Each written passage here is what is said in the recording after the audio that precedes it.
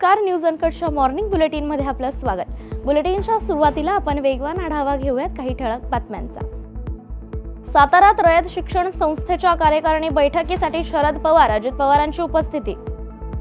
राजकीय पक्षांवर टीका का करायची नाही, ज्येष्ठ पत्रकार निरंजन टकले यांचा सवाल। एमपीएससी विद्यार्थ्यांच्या मागण्यांसाठी शरद पवारांचा पुढाकार।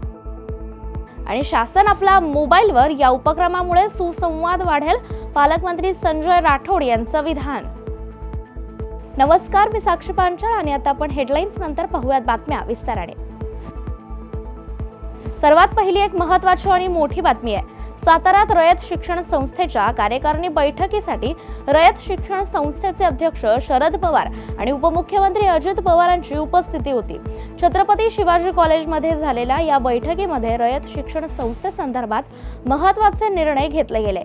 या बैठकीला कार्यकारिणीतील सदस्य देखील उपस्थित होते।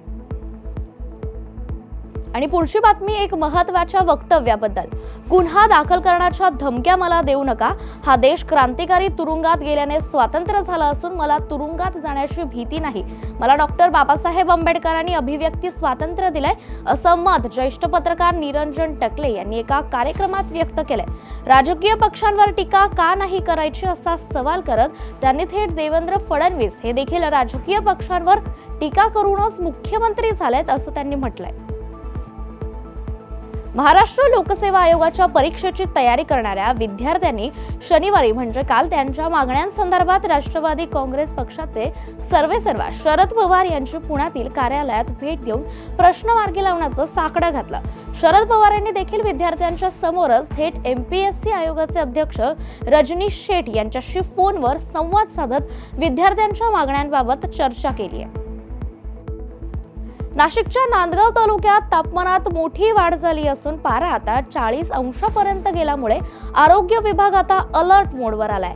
नाशिकच्या मनमाड उपजिल्हा रुग्णालयात उष्माघात कक्ष सुरू करण्यात आला असून या कक्षात उन्हापासून त्रास होणाऱ्या व्यक्तींवर आता उपचार करण्यासाठी सुविधा उपलब्ध करून देण्यात आल्यात। महत्त्वाचं काम असेल तरच घराबाहेर पडावं असं आवाहन मेडिकल ऑफिसर डॉक्टर सुशांत तुसे यांनी केलंय। उपजिल्हा रुग्णालयात मेडिकल ऑफिसर म्हणून काम करतोय मनमाड येथे। इथे आपण उष्माघात जो होतो आता एप्रिल मे या 2 महिन्यात गरमी वाढते, टेम्परेचर हे जवळपास 40 पर्यंत जातं आणि याच्यामध्ये लोकांना जो त्रास होतो याच्यासाठी आपण एक उष्माघातासाठी स्पेशल कक्ष निर्माण केलेला आहे। त्या कक्षामध्ये फक्त तेच पेशंट ठेवण्यात येतात, त्याच्यासाठी तिथे त्यांना कूलरची सोय करण्यात आलेली आहे आणि त्यांचे स्पेशल 5 बेड रिझर्व ठेवलेले आहे। 5 लोकांना आपण एकाच वेळेस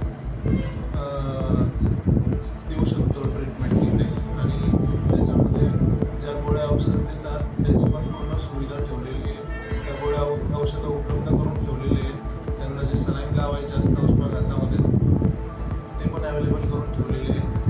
जर काही गरजू पेशंट असेल एखादा की ज्याला गरमीचा खूप त्रास झाला त्याला आपण इथे ॲडमिट करू। आणि या बातमीसह आपण बुलेटिनमध्ये एक छोटीशी विश्रांती घेत आहोत। पाहत रहा न्यूज अनकट। ऐतिहासिक वारसा लाभलेला मराठ मुलूक महाराष्ट्र। या महाराष्ट्राला विविध रंगी छटा आहेत। साहित्य, कला, पर्यटन, नृत्य, भाषा, संत परंपरा अशा विविधतेने तो नटलेला आहे।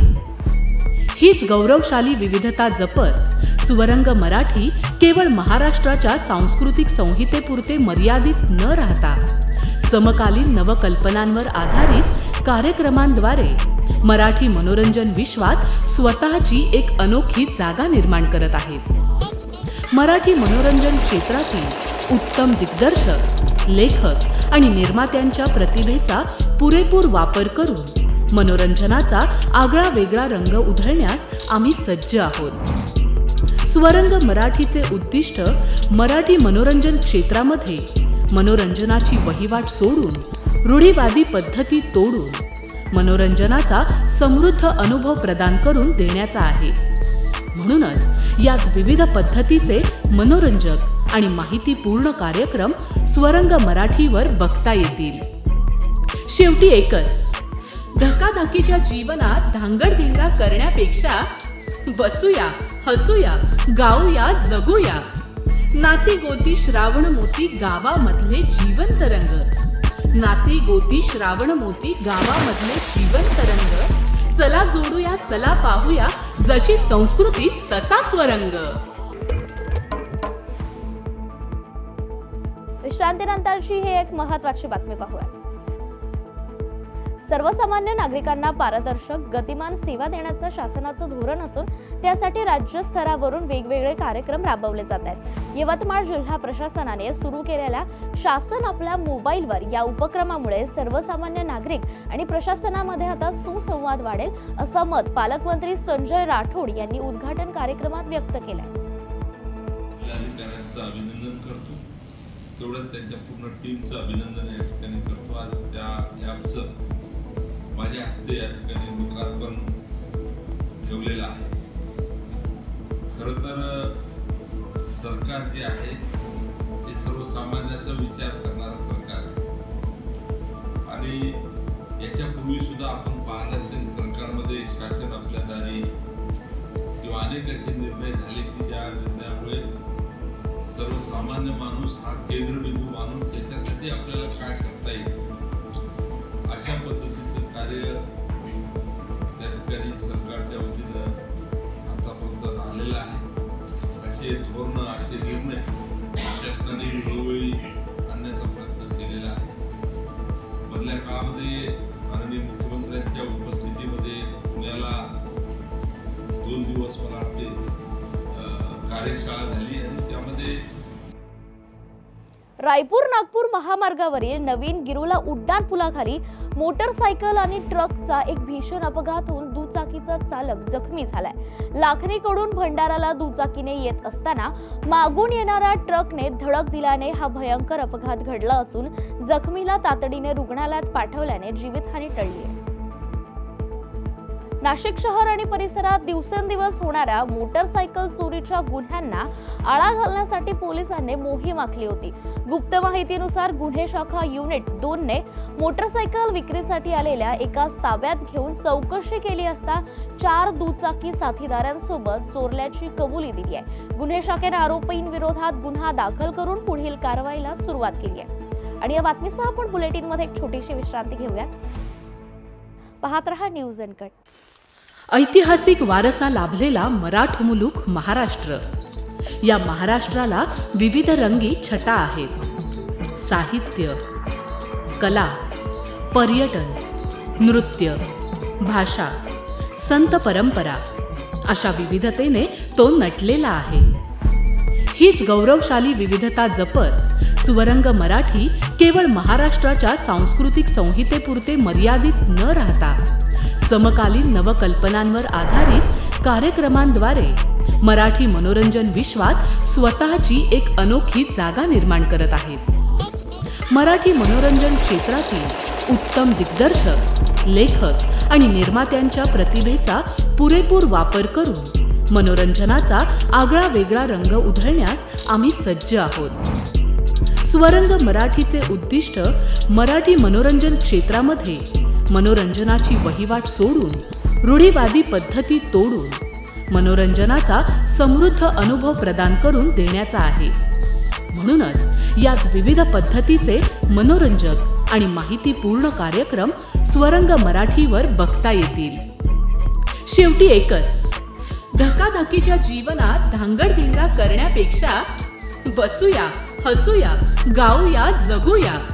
नाती गोती श्रावण मोती गावामधले जिवंत रंग, नाती गोती श्रावण मोती गावामधले जिवंत रंग, चला जोडूया चला पाहूया जशी संस्कृती तसा स्वरंग. विश्रांतीनंतर पुन्हा एकदा स्वागत. पाहूयात उर्वरित काही महत्त्वाच्या बातम्या.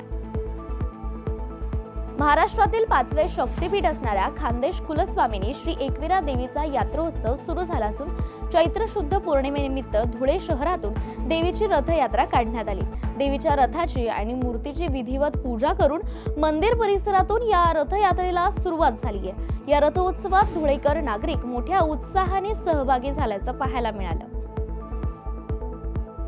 गेल्या अनेक वर्षांपासून प्रतीक्षेत असलेल्या अमरावतीच्या बेलोरा विमानतळाचं 16 एप्रिल रोजी मुख्यमंत्री देवेंद्र फडणवीस यांच्या हस्ते लोकार्पण होणार आहे.